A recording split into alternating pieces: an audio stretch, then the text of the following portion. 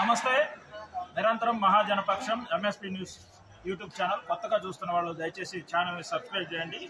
మీకు తెలిసిన 10 మందికి షేర్ చేయండి. ఇక వివరాల్లోకి వెళ్తే ఈరోజు హైదరాబాద్లో ఎంఆర్పిఎస్ తెలంగాణ రాష్ట్ర కార్యవర్గ సమావేశం జరిగింది. దీనికి ముఖ్య అతిథిగా ఎంఆర్పిఎస్ అధినేత మందకృష్ణ మాదిగ హాజరయ్యారు.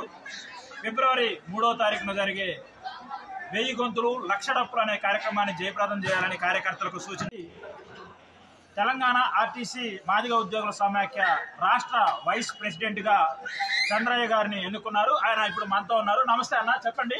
నమస్తే అండి, నా పేరు పి చంద్రయ్య.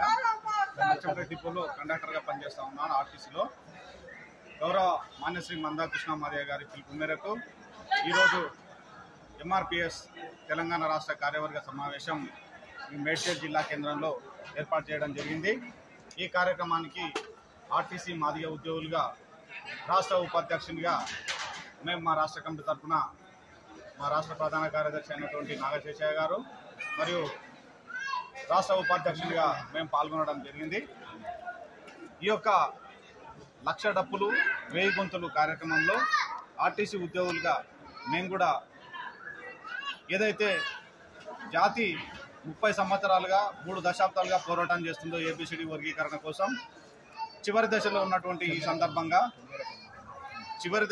ఈ సందర్భంగా ఏబిసిడి వర్గీకరణ సాధించే క్రమంలో ఆర్టీసీ ఉద్యోగులుగా మా వంతు పాత్రను మేము పోషిస్తాం. గౌరవ మాన్యశ్రీ మందకృష్ణ మాదిగ గారు మాకు ఏ బాధ్యత అప్పచెప్పినా మేము మా వంతు పాత్రను పోషించి వర్గీకరణ సాధించే ఉద్యమంలో మా ఆర్టీసీ ఉద్యోగులుగా మేము భాగస్వాములం అవుతామని చెప్పేసి ఈ సందర్భంగా తెలియజేసుకుంటూ రేపు ఫిబ్రవరి 3వ తారీఖు నాడు జరిగేటువంటి 1000 గొంతులు లక్ష డప్పుల కార్యక్రమంలో ఆర్టీసీ ఉద్యోగులుగా ప్రతి ఒక్కరము అన్నగారి పిలుపు మేరకు శంకన డప్పులు వేసుకొని హైదరాబాద్లో ట్యాంక్ బండ్ దగ్గర మా యొక్క ఆర్టీసీ ఉద్యోగులు అందరం పాల్గొని ప్రతి ఒక్కరం శంకన డప్పేసుకొని ఈ యొక్క 1000 గొంతులు లక్ష డప్పుల కార్యక్రమాన్ని విజయవంతం చేస్తామని చెప్పేసి తెలియజేసుకుంటూ ముగిస్తుంది.